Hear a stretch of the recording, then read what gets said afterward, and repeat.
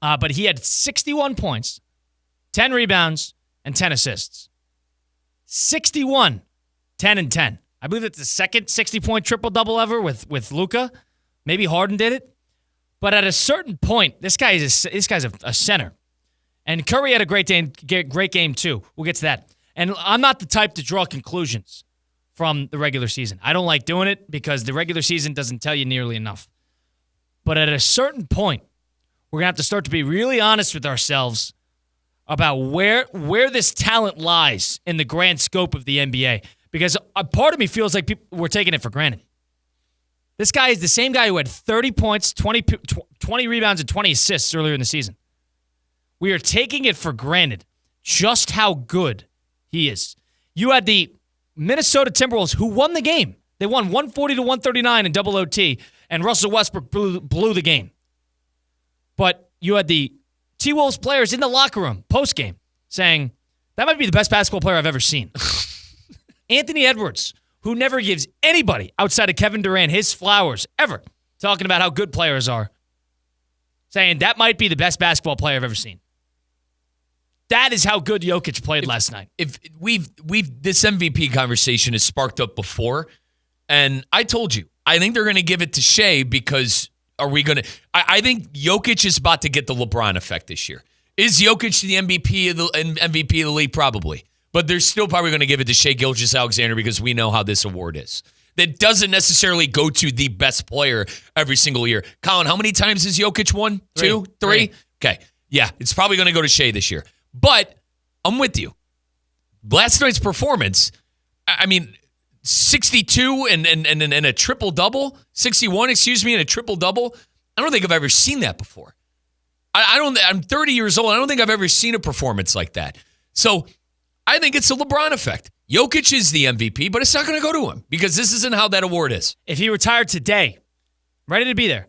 If he retired today, that'd be a top 20 basketball player in the history of the league. And it helps he's won an NBA championship too. He is better than a lot of your favorite centers of all time, and he is going to be flirting within that top 10 somewhere around when he's said and done.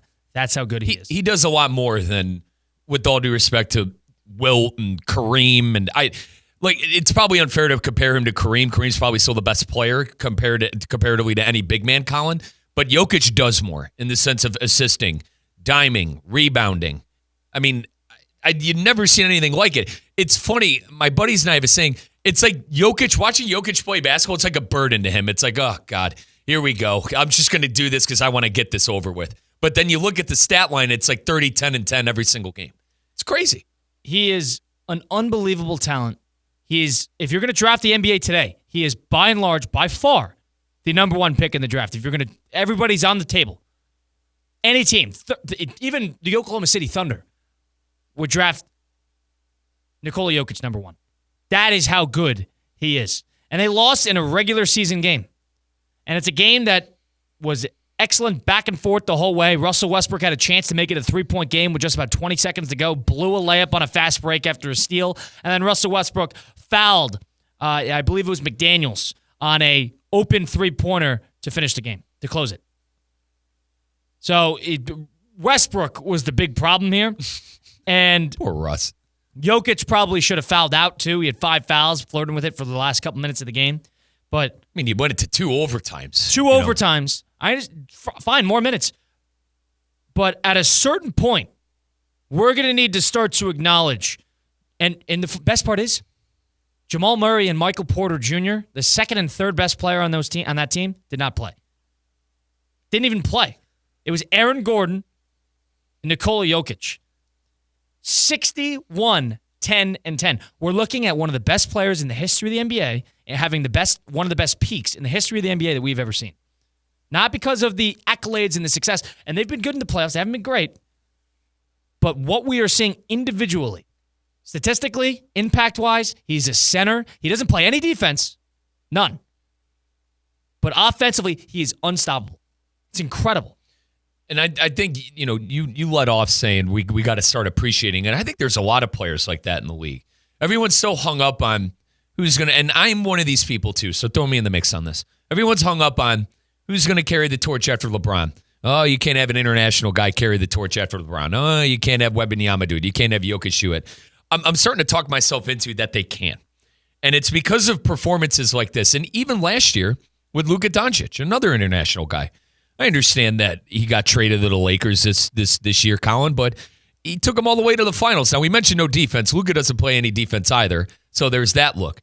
But this performance last night, Jay Will on Get Up this morning said one of the greatest performances that he's ever seen. I'm kind of right there with him.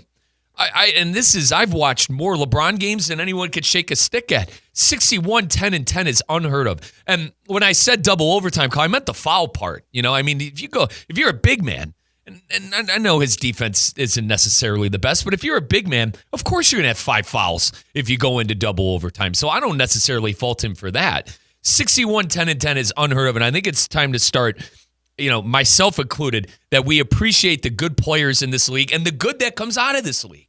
Like, I know that the style of play isn't what I'm used to, and the style of play isn't the game that I grew up with, but there's some great players, and I think Jokic was on full display last night and really making a case to be, quote-unquote, the ridiculous stuff that we say face of the league. I don't know how he can't be after last night. I don't know if I'm there because of the marketability, but the point being, he's the third player ever to have a 60-point triple-double. James Harden did it in his historic season where he won the MVP, and Doncic did it, I believe, at MSG when he scored the 70. But I'm at a point where if this guy is a 3-time MVP, and I'll circle around because it is the LeBron effect. He's a 3-time MVP. He's playing the best basketball of his career, and I think it's pretty evident that his team would struggle mightily without him, and they're third in the Western Conference. You can compare this, I think, there's one example. 2018.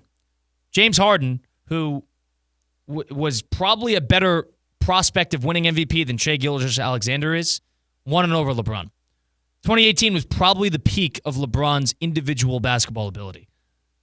Probably where he was the most well-rounded he had ever been. He was great. That was when they took him to the finals. That bad team, he played 82 games. He was unbelievable. It was probably the best season, maybe not in totality with what he accomplished, but in terms of as a basketball player, game winners, clutch, late game spots, LeBron was incredible. Beat the Celtics in 7. He had the game winner against Toronto in the earlier round, against the Pacers too over Victor Oladipo. No one in the East could touch him. Call it for what it is. He could have done that left-handed. But he beat the Celtics in 7. But point being, they were up 3-2. Point being, they were other than then, I don't know how you don't give him the MVP. I do not know how you do not give him. And listen, I don't get myself too wrapped up in it, but we are looking at a top 20 easy player in the history of basketball playing at the peak of his ability right now. That's how good Jokic is. Yeah. This guy he's on pace. First player in NBA history to finish top 3 in scoring, rebounds, assists, and steals. He's top 3 in steals. Not a great defender, but he's opportunistic. He knows how to change the tide. He is the most impactful player in the league by a long shot. Unbelievable. It was a career high. I don't understand. And I understand Gilgeous-Alexander plays on a great team, and he's having a great season, and he's a little bit more of a well-rounded defensive player as well. But that team is great without him, too. New blood. That's why I start off by saying it's a LeBron effect with this award. I almost said ridiculous award. The MVP is. He's almost giving them no reason. He's almost giving them no reason to say no. He's leaving it without a doubt right now. And if they don't give it to him at this point, Colin, it's everything I just said of, sometimes the MVP isn't the best player. Sometimes it's just they're looking for someone else new to market and whatever. I don't know. I would have given it to LeBron 10 straight times, and obviously I'm a homer in that. But, that 2018 was a perfect example for me, Colin. It just doesn't happen some years. And maybe we need to switch how we look at this award. Ridiculous. That is how Nikola Jokic, he is on pace. He's going to outpace Shaq. He's a better player than Shaq. No, can I, let's. Better player than Olajuwon.